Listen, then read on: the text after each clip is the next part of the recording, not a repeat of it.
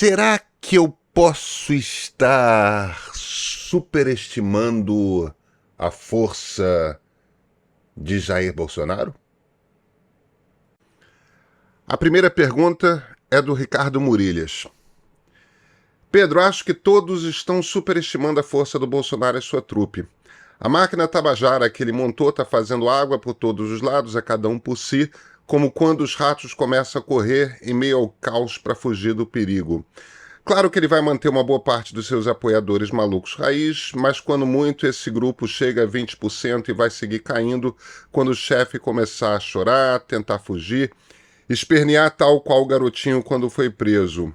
E o povo, conforme os juros forem caindo, a inflação se mantiver baixa e o nível de emprego começar a subir, vai se esquecer dele, deixar de prender o Bolsonaro por medo dele virar um mártir, é um ler engano.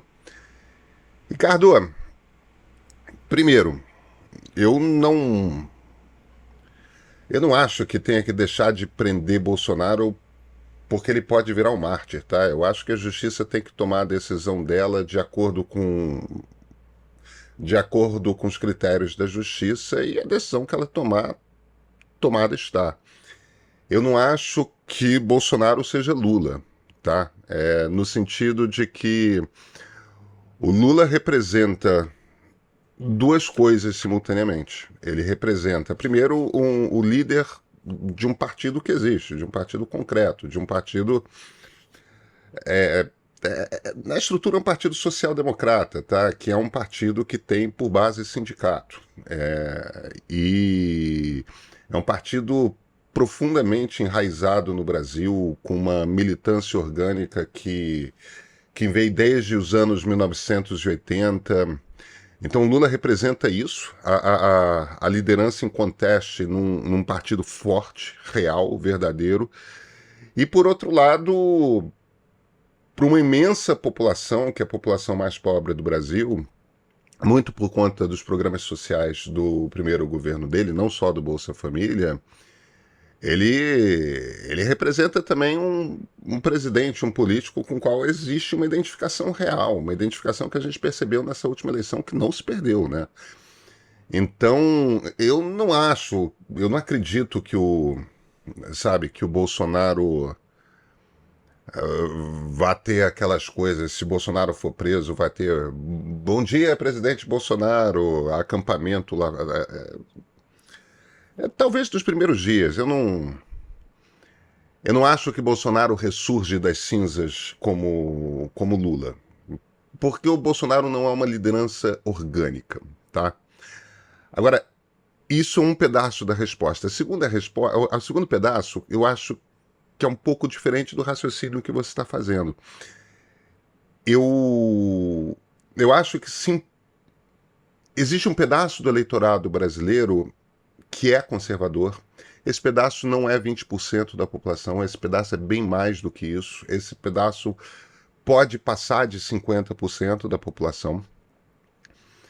Esse eleitorado descobriu no Bolsonaro um líder político, um líder popular, um líder com o qual ele se identificou. E esse eleitorado não vai embora. Uma das grandes dificuldades que a gente está vendo de alguns partidos do Centrão, isso é muito nítido em alguns setores do União Brasil, isso é muito nítido no PL, isso é muito nítido em alguns setores do PP, é que esses políticos cujo histórico é de conseguir voto através do fisiologismo puro, cara, esses políticos descobriram que existe um discurso determinado ideológico que você faz que atrai voto.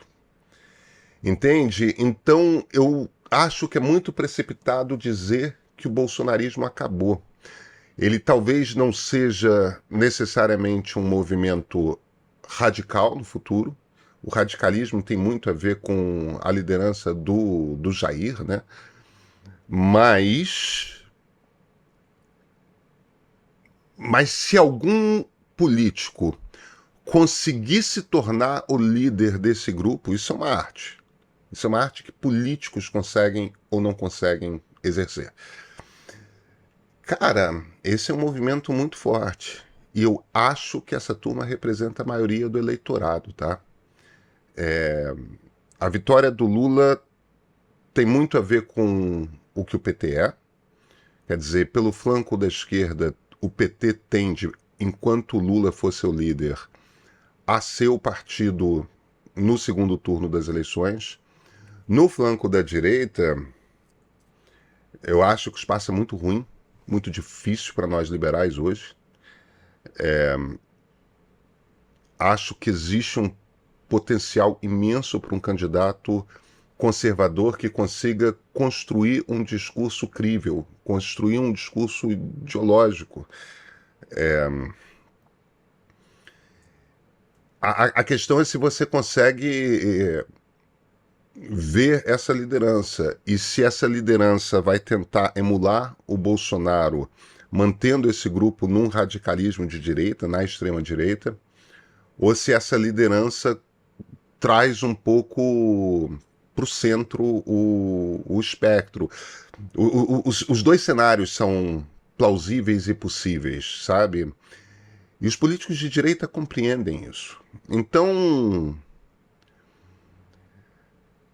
eu não acho que o risco seja superestimado, tá?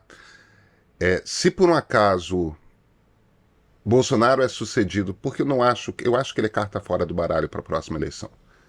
No mínimo, eu acho que ele vai ser inelegível. Se o Bolsonaro é carta fora do baralho e seu sucessor como líder da direita é alguém que decide manter esse discurso extremista, esse candidato é forte. E eu não acho que está dado que o governo Lula vai ser um sucesso na economia.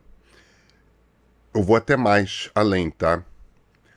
No Planalto, as pessoas sabem que não está dado que o governo Lula vai ser um sucesso na economia. Nós não estamos em 2002 com as contas em ordem e a China crescendo a todo vapor. A gente está com um Estado profundamente desorganizado e um mundo cambaleando para lá, para cá, que a gente não sabe se volta a crescer, se não volta.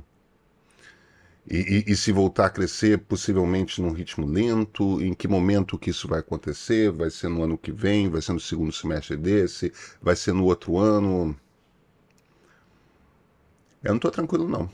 Olha, amanhã na edição de sábado a gente vai mergulhar em futebol. O texto está sendo escrito pela Maria Eugênia Bonfil, com a ajuda da Flávia Tavares, nossa editora executiva. E por que as duas estão mergulhando nesse tema futebol? Porque presta atenção. Cuca, Robinho, Dani Alves, agora o próprio Vanderlei Luxemburgo. Sabe, será que a gente está vivendo um momento Me Too do futebol brasileiro? Porque o assédio, o abuso e até mesmo o estupro. Existe uma cultura de agressão e de violência contra a mulher no futebol, para a qual, de certa forma, tanto nós na imprensa como a torcida em geral, a cultura brasileira, sempre fechou os olhos. E, de repente, parece que não está dando mais para fechar os olhos. Certamente isso tem a ver com o fato de que existem mais mulheres envolvidas no futebol, tem a ver com o crescimento do futebol feminino, tem a ver com mais mulheres na imprensa esportiva, mas tem a ver fundamentalmente com uma mudança generalizada de cultura na sociedade, né? A gente vai mergulhar nesse assunto porque o assunto é inevitável. Se você quiser ler esse texto, a gente está conversando com diversas pessoas com visões talvez até otimistas a respeito do futuro do futebol brasileiro nesse quesito. Se você quiser ler, você sabe, assinante premium recebe, são R$10 por mês. Além do mais, você ajuda a gente a pagar nossas contas, a sustentar a parte gratuita de jornalismo que nós produzimos. Amanhã, na edição de sábado, a assinatura custa R$10 por mês. Eu sou Pedro Doria, editor do Meio, e você está naturalmente no ponto de partida de sexta-feira.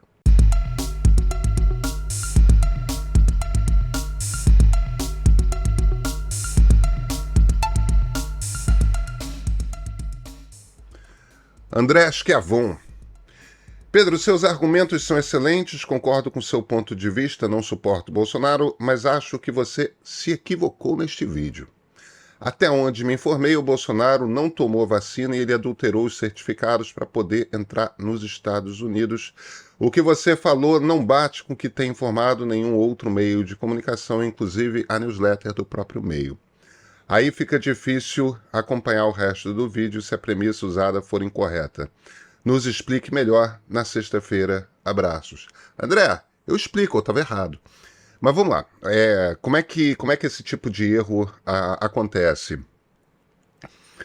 Na quarta-feira, eu tinha que estar no palco, durante a tarde eu tinha que estar no palco do Web Summit, aqui no Rio de Janeiro, fazendo uma entrevista.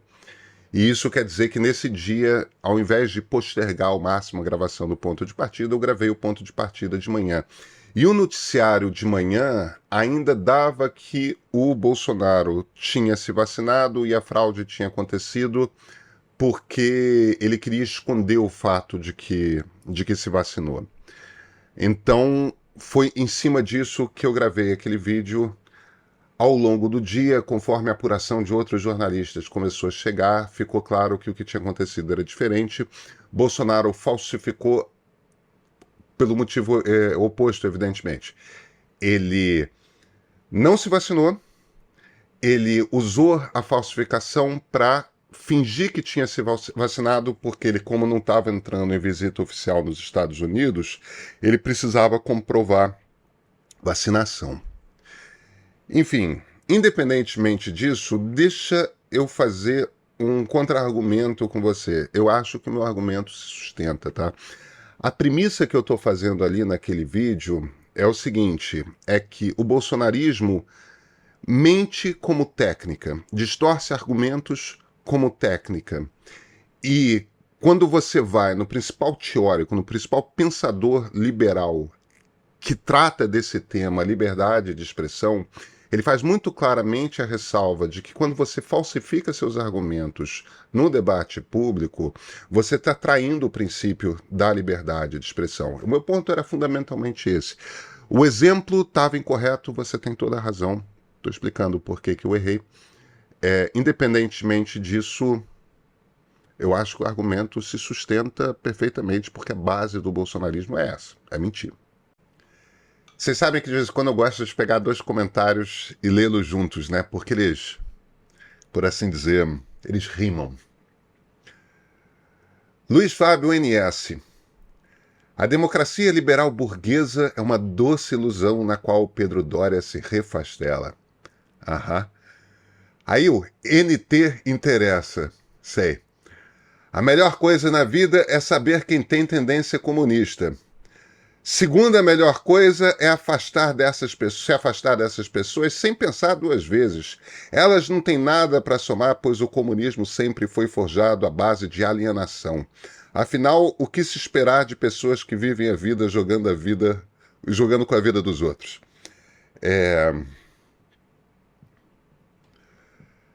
Não te interessa.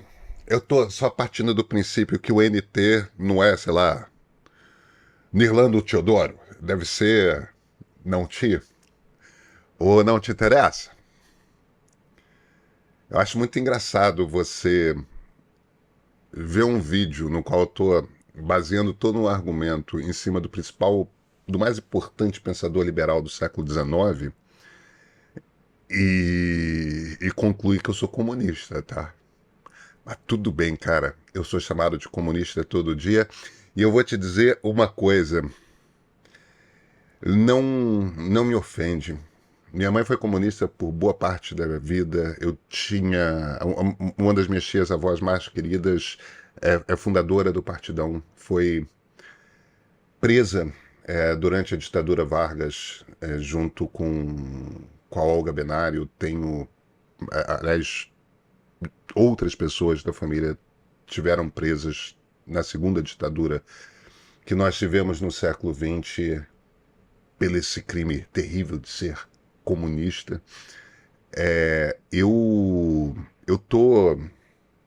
não sou comunista não, mas Eu me sinto muito confortável entre comunistas. Eu só espero que eles nunca governem o país. Só isso. Luiz Fábio, eu tô desconfiando que você é comunista. E eu não falo isso como ofensa, porque afinal de contas eu não considero chamar uma pessoa de comunista como ofensa, tá? Mas como você se refere à democracia liberal como a democracia liberal burguesa, eu estou partindo do princípio de que esse burguês aí serve para diminuir a ideia de democracia liberal, pintar essa coisa da democracia liberal como uma utopia nunca realizável, ou um discurso para pôr e dormir, ou seja lá o que for. Eu estou imaginando que você, no mínimo, é marxista, né? Porque quem mais fala de burgueses sem marxistas? Alguém mais fala? Mas enfim, não importa. Primeiro, cara, eu acho que se existe algo que é uma ilusão, é o comunismo. Sabe por quê? Porque ele já foi tentado diversas vezes e nunca deu certo. E quase sempre terminou em ditaduras horrorosas, quando não genocidas. Independentemente disso, você poderia se virar e falar: ah, mas tem a China. Bicho, a China adotou uma economia de mercado. Eles continuam sendo uma ditadura, continua tendo uma coisa chamada Partido Comunista Chinês mandando lá, mas eles adotaram há algumas décadas já uma economia de mercado, e se não tivessem feito essa mudança, eles teriam... Eu sei, tem um bando de gente que fica ali tentando construir argumentos para dizer que a China deu certo por ser comunista, na boa.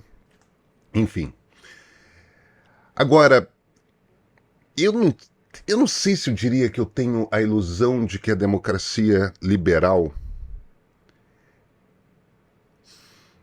é perfeita, de que eu não me vejo como uma pessoa utópica. Eu, na verdade, acho que democracia liberal é um troço difícil pra cacete de fazer direito. Entende? Eu acho que nós temos uma democracia no Brasil extremamente imperfeita, que não é uma democracia que dê para chamar de uma democracia liberal plena, né? Porque, afinal de contas, numa democracia liberal plena, no mínimo, todo mundo é igual perante a lei, né? E no Brasil isso não é verdade. Isso simplesmente não é verdade. Você tem que ter um anseio de produzir um ambiente, produzir uma sociedade em que as oportunidades são iguais. As oportunidades não são iguais no Brasil, porque meus filhos têm acesso a um nível de educação, uma qualidade de educação que, sei lá, 80% das crianças brasileiras não têm, sabe? Então tem tanto problema para resolver nesse país. Isso posto, eu acho que é honesto a gente dizer que no arco da história, se existe um regime que se mostrou capaz de produzir sociedades onde o grau de justiça e o grau de equilíbrio vai aumentando conforme o tempo, são as democracias liberais. Países que não são ditatoriais, nos quais a sociedade de fato tem algum tipo de influência sobre as escolhas que são feitas a respeito das coisas que interessam ao público, né? A respeito da coisa pública. Quando a gente junta essas duas peças, democracia liberal com economia de mercado, a gente tem o melhor que a humanidade já produziu. A gente não vê em nenhum outro lugar na história. Eu te desafio a encontrar um regime que, implantado de fato na prática real, tenha produzido resultados melhores do que uma democracia liberal com uma economia de mercado. Isso quer dizer que não tem injustiça? Isso quer dizer que não tem desigualdade? Isso quer dizer que é tudo perfeito? Não. Mas uma das belezas, me parece, da democracia liberal é que todos podemos nos virar e falar o tempo todo. Não está funcionando, não está direito, precisa melhorar. O caminho. E a gente tem oportunidade de tempos em tempos de melhorar. Esse processo eleitoral é perfeito? Não, não é. A gente tem problemas de instituições, de como que a gente faz instituições sólidas que estão, por um lado, a prova de desmandos de um governo qualquer que esteja disposto a desmandos, mas que, por outro lado, é responsável e não trai aquilo que é o desejo popular, o que é o interesse popular, talvez até tão importante quanto o desejo do momento. Putz, não tá perfeito não, cara. Não é... Eu não tô partindo do princípio de que não pode haver um regime melhor. Eu só tenho convicção, porque é uma questão de ver a história, que nesse arco de, sei lá, 5.000 anos desde que inventamos a escrita, desde que estamos nesse período da humanidade que chamamos de história, desde esse período me parece que a gente nunca teve nada melhor. Gabrielzinho. Pedro, essas empresas não são veículos de comunicação. Tudo bem, precisam de regulação para evitar conflito de interesse, ok?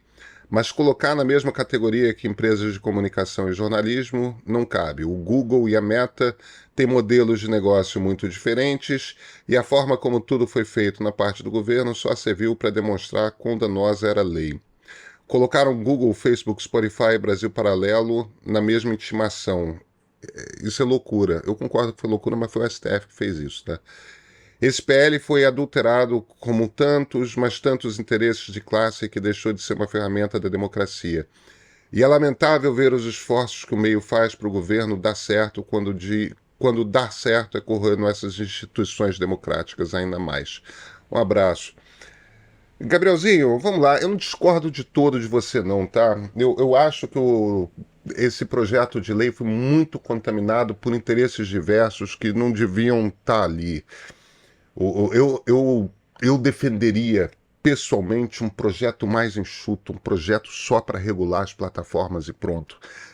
O problema é que muitas vezes o debate democrático impõe que para você juntar mais parlamentares, certas condições sejam atendidas. Isso é da natureza de uma democracia. E sim, ao final o projeto virou um Frankenstein. Isso tem muito a ver com o fato de ser um governo de esquerda e um congresso de direita, né? É difícil fazer juntar essas peças todas. Então é o que a gente tem. Eu quero que o governo dê certo, de fato eu quero que o governo dê certo. Eu quero que o governo dê certo por dois motivos. O primeiro é bem fuleiro, tá? Eu sempre quero que um governo brasileiro dê certo, cara. Eu moro no Brasil. Se um governo dá certo, fica melhor para todo mundo. Agora, a segunda razão é que eu realmente não vejo hoje uma alternativa democrática ao petismo. No momento que ela surgir, uma alternativa eleitoralmente viável, tá? No momento que ela aparecer, eu vou ficar muito mais aliviado. Neste momento, eu não vejo essa alternativa na praça, tá? Não vejo. Não tá aí. As pessoas gostariam que o fulano, a Beltrana, não tem, entende? A gente tem o surgimento de um eleitorado profundamente conservador.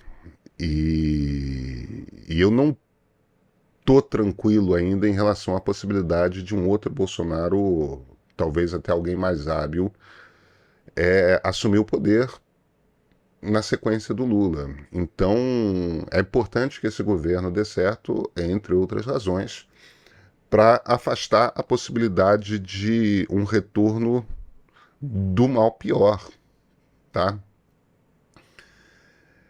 Mas aí deixa eu ir pro ponto principal da sua crítica, que é a questão de essas empresas não são empresas de comunicação. Sim, elas são. O que elas fazem essencialmente é distribuir informação. Entendeu? O que o Google faz é distribuir informação, o que a Meta faz é distribuir informação. É o que fazem, cara. Entendeu? São veículos de imprensa? Não, não são. Não são imprensa. Mas essa coisa, empresa de comunicação, é mais amplo do que jornalismo, do que imprensa. Você pode usar essas plataformas, tanto o Google na busca, quanto o YouTube, quanto as redes da Meta, TikTok, etc., para distribuir jornalismo, como você pode usar para distribuir cinema, como você pode usar para distribuir informação sobre teatro, como você pode usar para tratar de moda, de futebol, de esportes, de o que você quiser. Entendeu? Spotify é uma empresa que distribui música. Tudo isso é empresa de comunicação. Entende? E tem mais. É empresa de comunicação cujos modelos de negócio são baseados ou em publicidade ou em assinatura. Ou seja, no fim das contas, os modelos de negócio são essencialmente os mesmos modelos que sustentam o negócio de comunicação há muito tempo. Essas empresas gostariam de ser vistas como empresas de tecnologia e que, portanto, nós não deveríamos nos preocupar como nós nos preocupamos em democracias com elas quando se trata de empresas de comunicação. Eu, humildemente, discordo. Gente, vamos sextar? Até segunda-feira.